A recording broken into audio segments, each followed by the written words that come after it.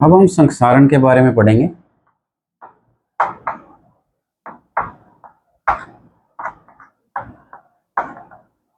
संक्षारण संक्षारण का जैसे कि आपने देखा होगा, लोहे की जो चमकीली वस्तुएं हैं उनको लंबे समय तक यदि रख दिया जाए तो उन पे भूरे रंग की एक परत चढ़ जाती है। लोहे पर क्या चढ़ जाती है? एक भूरे रंग की परत चढ़ जाती है। उसको हम वैसे तो जंग लगना कहते हैं और उसी प्रक्रिया को हम संक्षारण कहते हैं। क्या कहते हैं? संक्षारण कहते हैं। या फिर आपने देखा होगा कि चांदी पर काले रंग की परत चढ़ जाती है, तांबे पर हरे रंग की परत चढ़ जाती है।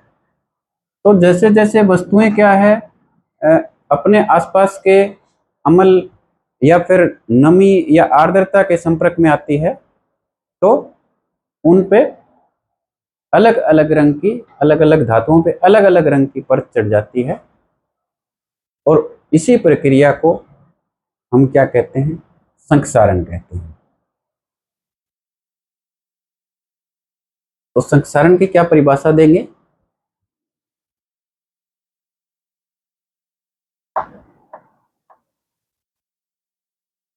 कोई वस्तु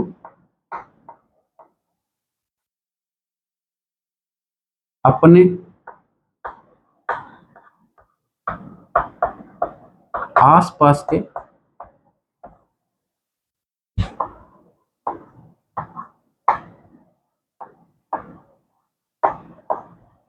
अम्ल, नमी या आर्द्रता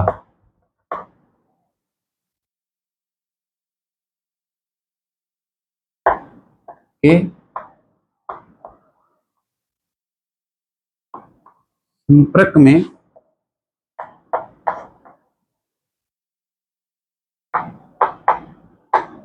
आने पर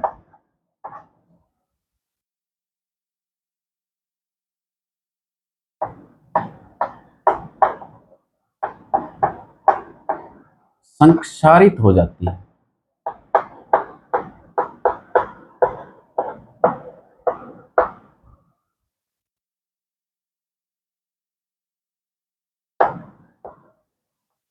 इस प्रक्रिया को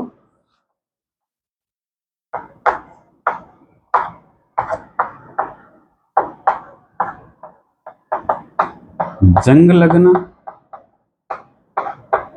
या फिर क्या कहते हैं? संक्षारण कहते हैं।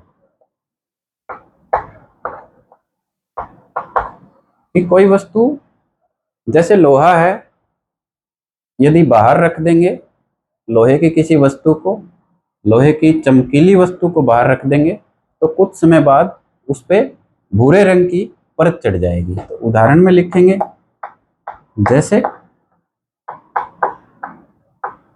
लोहे पर किस रंग की परत चढ़ती है? भूरे रंग की परत।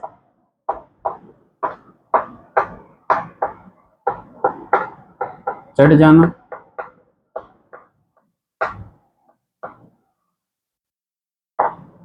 चांदी पर आप सभी जानते हैं, चांदी पर काले रंग की परत चढ़ जाती है।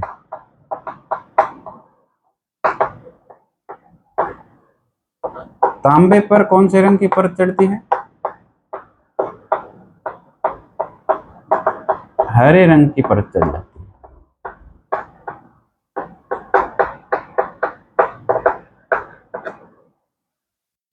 तो इस तरह से इनमें से क्या प्रश्न निकल के आता है पेपर में पूछने के लिए? संक्षारण को परिभाषित कीजिए। संक्षारण की परिभाषा में हम ये लिख सकते हैं, कोई वस्तु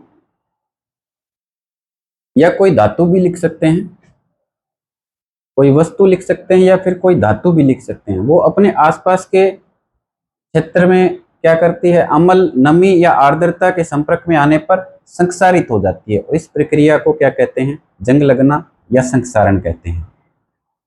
जैसे लोहे पर भूरे रंग की परत चढ़ जाती है, तांबे पर काले रंग की परत चढ़ जाती है और चांदी पर काले रंग की परत चढ़ जाती है और तांबे पर हरे रंग की परत चढ़ जाती है। प्रश्न यह बनता है कि तांबे पर संक्षारण की वजह से किस रंग की परत चढ़ती है? तो हमारा सीधा सा उत्तर होगा हरे रंग की परत।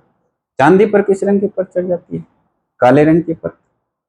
ठीक है, तो इन्हीं में से ये प्रश्न संक्षारण इतना ही है। बाकी हम मेटल एंड नॉन मेटल, धातु और अधातु पाठ में संक्षारण के बारे में पूरा पढ़ेंगे अच्छे से।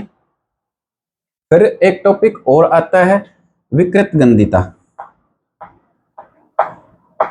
लास्ट टॉपिक है इस चैप्टर का विकृत गंधिता।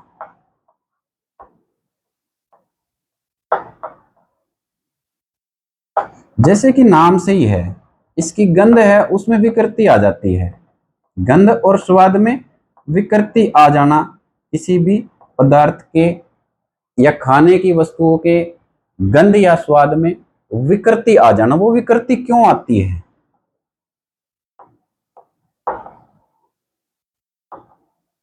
जैसे कि आपने सुना होगा अचार का डब्बा है वो हम पूरा बंद करके रखते हैं, यदि उसको खोल के रख दें तो उसके स्वाद में और गंध में क्या आ जाएगी?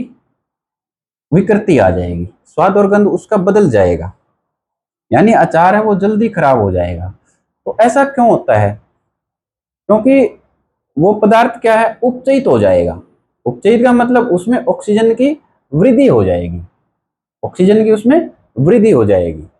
तो ऑक्सीजन के संपर्क में आने के कारण कोई पदार्थ विकृत हो जाएगा। ठीक है, उसकी गंध विकृत हो जाएगी, गंध बदल जाएगी, उसका स्वाद भी बदल जाएगा। जैसे कि हमने देखा है, सुना है कि चिप्स का जो पैकेट है वो उसमें हवा भरी होती है, फूला होता है, तो उसमें कौन सी गैस डाली होती है? Nitrogen gas. नाइट्रोजन गैस क्यों भरी होती है उसमें? क्योंकि इसी कारण विकृत गंध उसमें ना हो, उसकी गंध, उसका स्वाद ना बदले, वो पैकेट में जो चिप्स है वो खराब ना हो, तो इसके कारण उसको क्या रखते हैं हम? नाइट्रोजन गैस भर के रखते हैं। और क्या करते हैं, जैसे तेलीय जो पदार्थ होते हैं, वसायुक्त जो पदार्थ होते हैं, उनको हम ज्यादातर वायुरोधी डिब्बों में रखते हैं। वसायुक्त पदार्थ है उनको किस में रखते हैं? वायुरोधी डिब्बों में। वायुरोधी डिब्बों में रखते हैं, क्यों रखते हैं? क्योंकि वो क्या है, ऑक्सीजन के संपर्क में ना आए।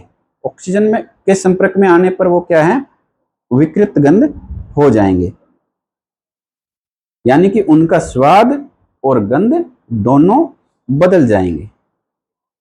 तो इसकी हम परिभाषा क्या लिखेंगे? परिभाषा ये लिखेंगे कि वसायुक्त अथवा तेलीय खाद्य सामग्री को जब लंबे समय तक रखा जाता है तो उसका स्वाद और गंध क्या हो जाता है? बदल जाता है, स्वाद और गंध बदल जाते हैं। क्या लिखेंगे इसमें? वसायुक्त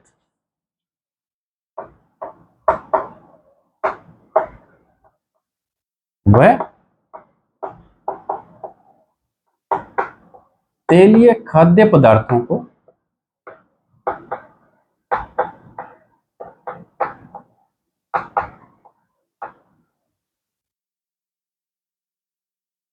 जब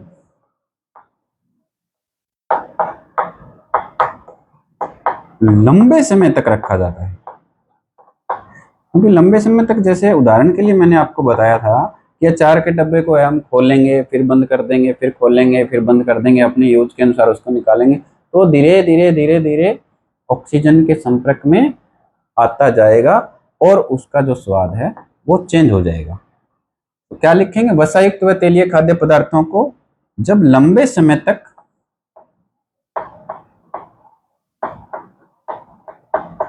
रखा जाता है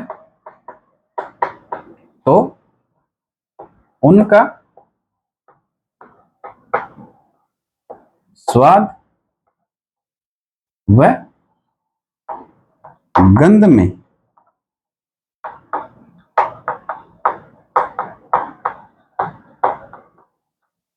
परिवर्तन हो जाता है।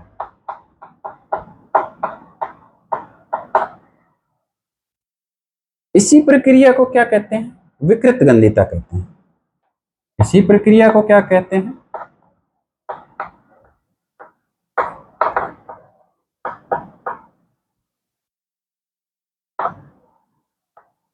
विकृत गंधिता कहते हैं। डेफिनेशन में, परिभाषा में आप ये लिख सकते हो,